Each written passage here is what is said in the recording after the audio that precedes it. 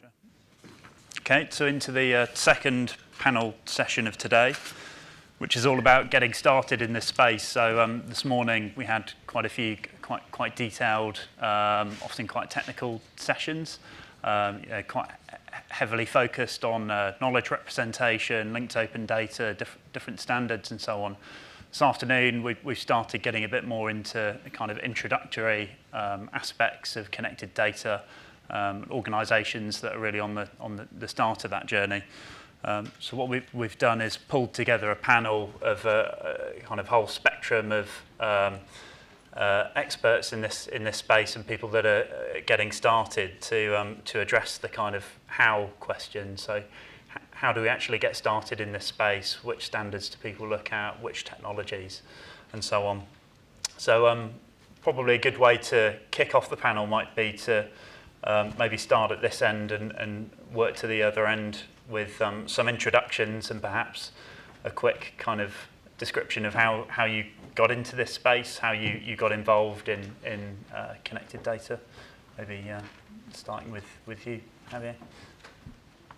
Can you hear me? Yeah. So I guess my case is a bit special. I was offered 1 month in my current organization to actually think about something I would like to do, and I wanted to deal with trade, and I realized that there was nothing relating all these supply chain actors with specific areas in the world. So it was a whole discovery, finding out that the sustainability community never used this kind of large data that I mentioned before, custom declarations and so forth, which is mind-blowing. And then we created, as a garage project in the weekends, pilot that we actually presented in the climate conference in Paris last year. And then we got money, 2 years ago. And then we got money for doing this, and we presented the Trace of the Earth in the Marrakesh climate conference last year. And what we realized is that there's a lot of data, that the data talk with each other, and we started to do this on our own without knowing nothing. And for me, it's great to see that there's a whole community thinking about these things and all the other opportunities. If anyone wants to move into this space of sustainability using these kind of tools and so forth, there's a lot of space for you, and probably some funding as well. So I encourage you to do that. Is this on? Yeah. Okay. So probably not as exotic as your answer, Javier, but so as I mentioned earlier, we kind of moved into organically and incrementally moved into sort of this space. We had a live business problem as a result of mergers and acquisitions, where we had really sort of duplicate content and fragmented content all over the organization, which was giving reconciliation issues and bad data to some of our customers. So we had to address that. We really needed to create a single complete version of the truth. And so what we started doing was we started building views on top of our underlying databases of record that were complete views. And then we started connecting those views together, essentially in old person speak, using primary and foreign key methods, right, to linking them together. And we're doing this really with Oracle rows and XML packets. And as I mentioned earlier, so we unwittingly drifted into connected and linked data without even knowing that's what it was called. And then clever people like Bob sat here and a couple of other guys that worked in my area had identified that this challenge could be solved with connected linked data technologies, RDF, graph databases, ontologies, and so forth. So they started prototyping. They started demonstrating some of these prototypes and the classic stick and ball diagrams to myself and some of the enlightened product managers. And we do have enlightened product managers, where's Ed, that understand how graphs work. They very quickly were impressed by the extensibility of graphs relative to relational or columnar databases. And very quickly they could see how you could get first order relationships, but nth order relationships apparent from a graph as well, and how they could monetize that with graph feeds. So they started incrementally investing, and now investing quite heavily around Bold, to the extent that I'll keep the finances out of it, but we've got a dedicated team of at least 60 people around the engineering space working on it. So it kind of grew incidentally into something that's become reasonably big and getting a lot bigger. My name is Tim Hill. I'm from an organization called Europeana. What exactly Europeana is something I'll go into in my talk, but one way of defining it would be as a giant electronic library, really. And so in a way, I'm ill-suited to be on this panel because I've been in organizations that have been very keen on linked data, and I've been in organizations that have hated it. All of them have been in the same space, which is kind of the libraries, museums kind of area. And I got into the field personally because I was doing a project for the British Museum amongst other organizations where we had to link a bunch of papyri together, a bunch of Egyptian documents that had been pulled out of the ground by various colonial powers, scattered over the globe, and had to be glued back together again. And this was about 10 years ago. And linked data did the job just beautifully. So it didn't really need to be sold because we didn't have any good tool for doing this. And the tools that we did pick up, like Mulgara back in the day, did do the job quite well. And so there was no question that we were going to use a connected data or even semantic web approach.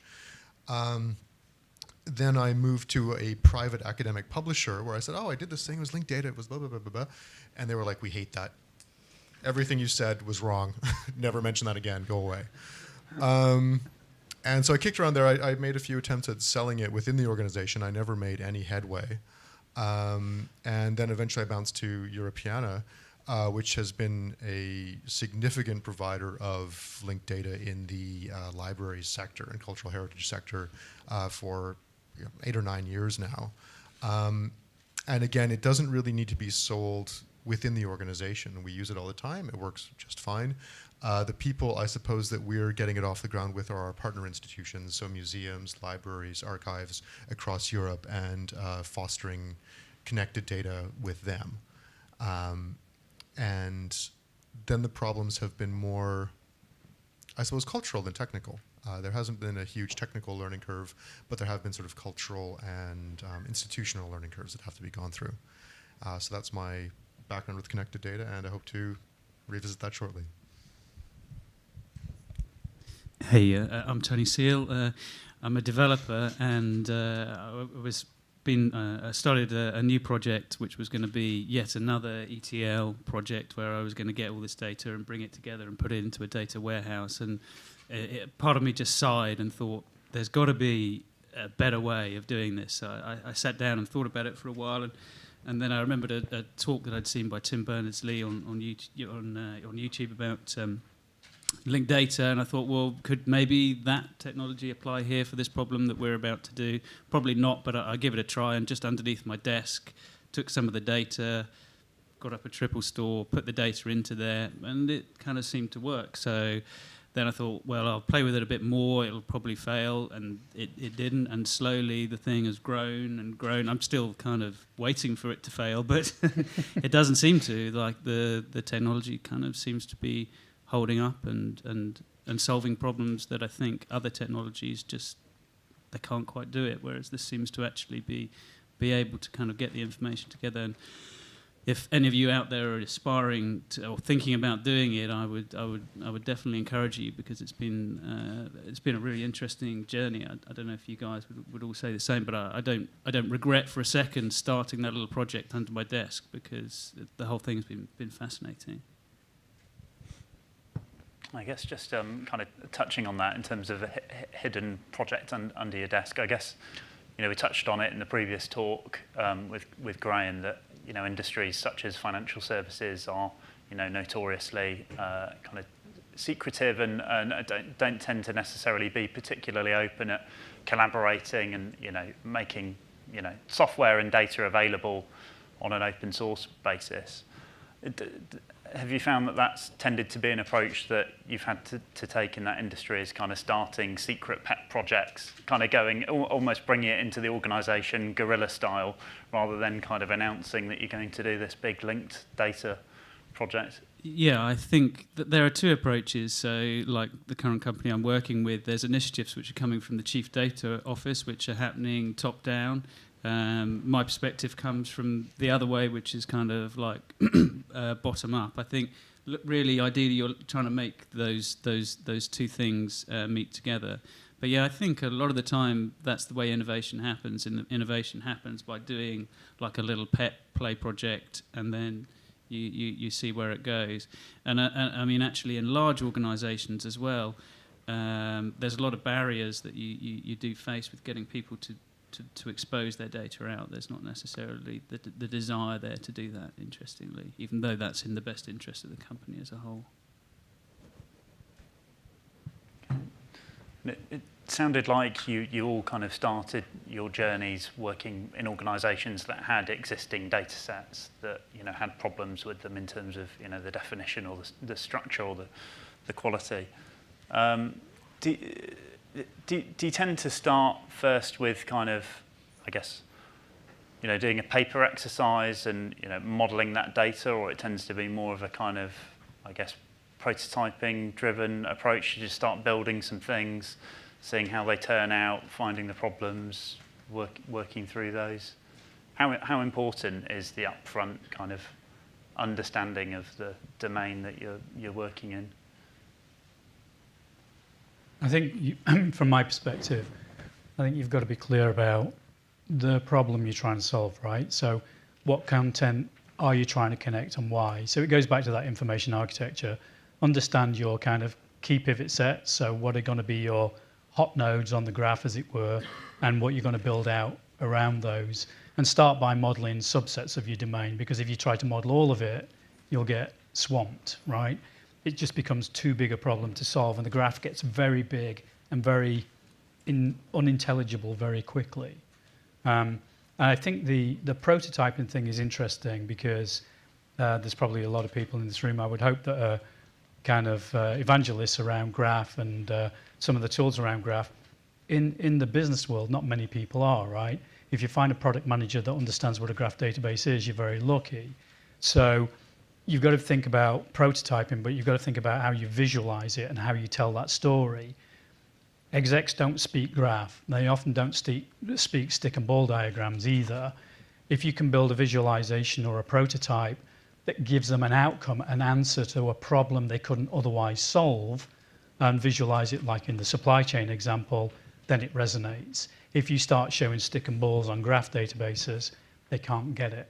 So I think that's very, very important to be able to tell that story.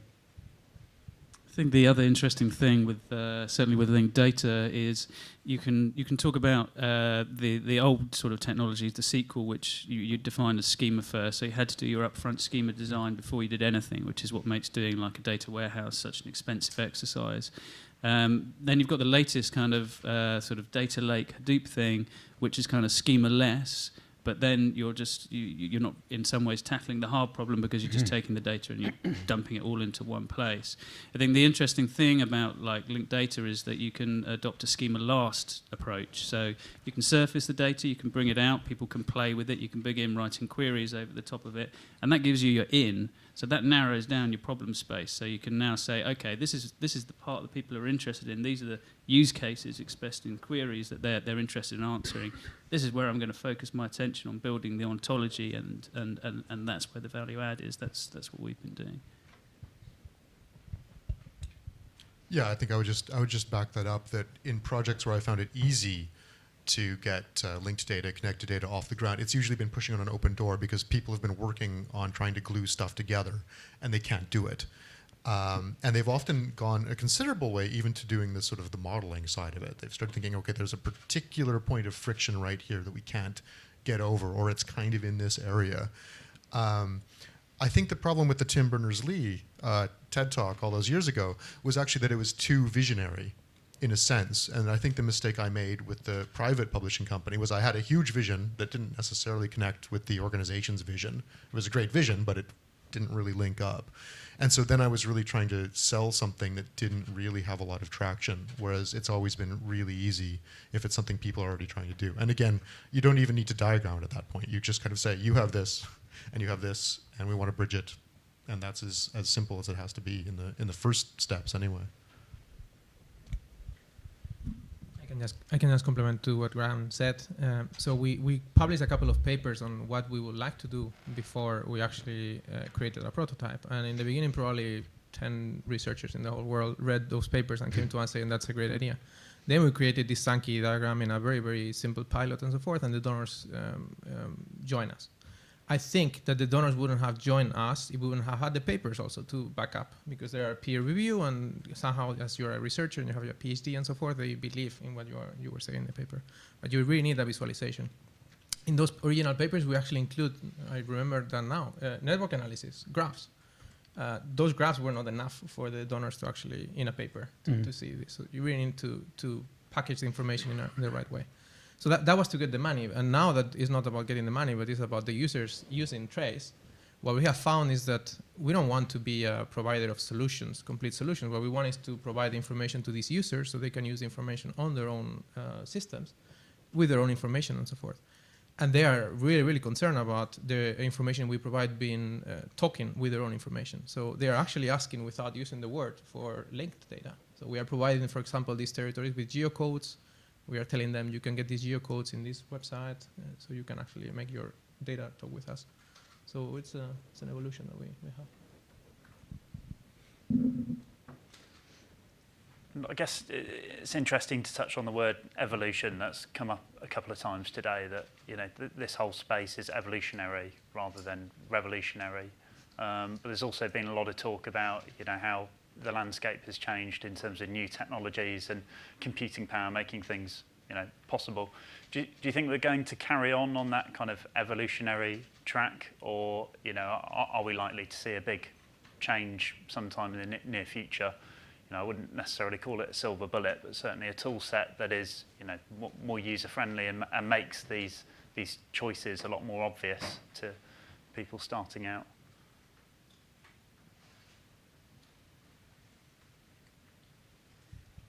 I think from my perspective, it's more on the human side. So at the moment, this community is very small, and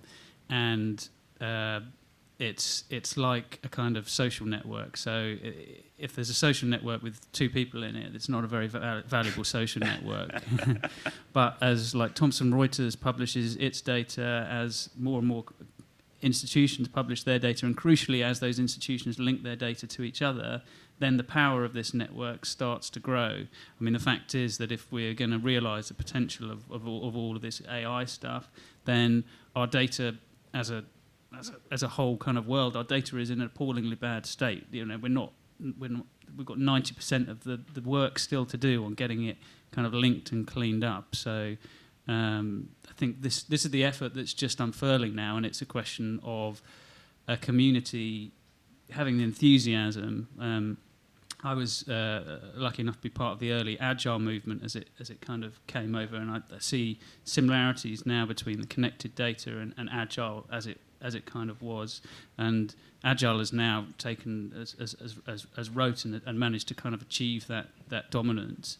And it wasn't a silver bullet, because I don't think silver bullets exist. I think Agile improved software development hugely, and I think connected data will improve data hugely. But I don't think it will be a silver bullet. But in some ways, it's about the people, it's about the community, it's about kind of people like us getting together with enthusiasm, sharing ideas, and that kind of momentum to drive it forward. Yeah, I'm not sure that this kind of skirts around the question a little bit, I think, but certainly what we've noticed is there's definitely enthusiasm in different industry sectors around graph databases and RDF, but it's not deep and broad. And if you think you can throw a graph over the wall to a customer and they know what to do with it to integrate with their content or create a graph from their content, you'd be kidding yourself. It's true for some of the big financial institutions, but for many of them, it just isn't. So you'll see, and you're starting to see, companies like Ernst & Young step into the space as kind of integrators and, if you like, professional services. And I think we've found that where we've had a professional services type of engagement with our partners, we've got much better and much quicker traction than we have otherwise. Okay. So interesting. I think we've got time for some audience questions. If anyone has, hopefully, some questions. So, what kind of tools would you say are lacking in the linked data space? Or, like, is it especially end user tools? What is it enough, or I mean, should there be new, better tools in this area? Or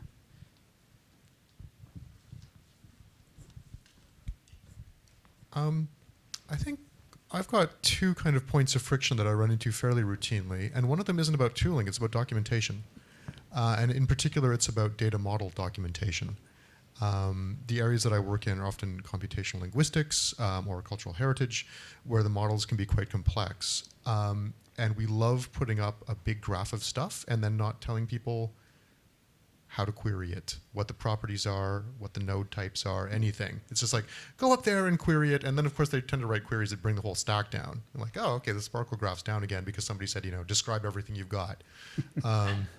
So I think, I realize that Agile's not too documentation keen, but I think certainly in the little part of connected data that I inhabit, we have to describe what we're doing, especially because we often like meta modeling. So people will be looking for kind of intuitively obvious entities in the graph. And then they actually come as a bunch of descriptors that are pointing to those entities, and they get lost quite quickly. And I think a lot of people fall at that first obstacle. The second point is where I find a lot of friction is actually developers. I was thinking when I spoke earlier about sort of product owners and managers as stakeholders, but I've had a hard time convincing developers sometimes that this is something that they want to use. You should learn Neo4j, you should learn Sparkle syntax, that kind of stuff. So I think maybe we need to be better at evangelizing technologies to the people who are going to have to be using them at a most basic kind of level. In some ways, it's easier to get a CTO on board, I think, than it is to get, just a standard developer using this kind of stuff. They want to know that it's worth their time to engage.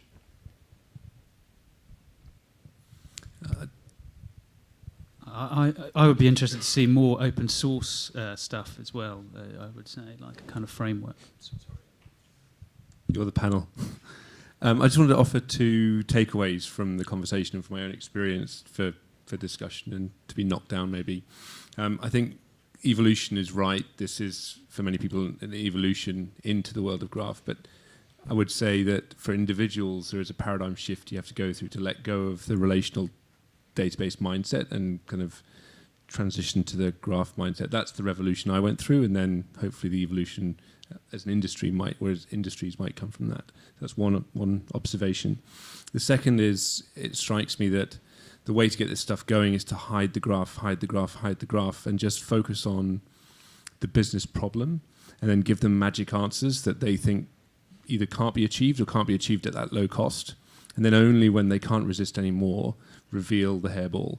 And that's my observation, and it sounds like it's kind of contiguous with what you've seen. And it's a really horrible thing to do because you've got this magic, but you can't really, if you show it too early, you'll just turn people off because people don't want to see it. They just want to get the answers to their business questions. Yeah, agree. Spot on. I think, so the ability to connect data in the way that we wanted, we started with big data programs, and we've done everything from kind of relational databases on big data to kind of key value stores. The most success we've had in terms of connecting data across different domains has been with Graph. But the other stuff's not going to go away. We're still mastering everything in relational. We're still using key value stores for derived stores at scale, right? And we've got data feeds and products with our clients that are deeply embedded in their infrastructure. So that's going to go on for some time. So if you like, we're building the graph as lipstick on a pig on top of that to connect data because we can't do it with the other technologies at the scale that we want. But that said, the graph itself is not as is not as pretty as it should be. So we're having to mask that. And we've been working we've got a group called TR Labs. They're in a few key hubs around the globe. And TR Labs have been putting more lipstick on that pig to make the graph disappear, but to give outcomes. So answers, numeric answers, for example, 2 questions that you could only support with an underlying graph. And then you have to take the execs through how you got to the answer, and they continue to make the investment in the graph. So you're absolutely right. Couldn't agree more. Okay, so it's about time for the afternoon coffee break for people to top up their caffeine levels. Big round of applause for our excellent panelists.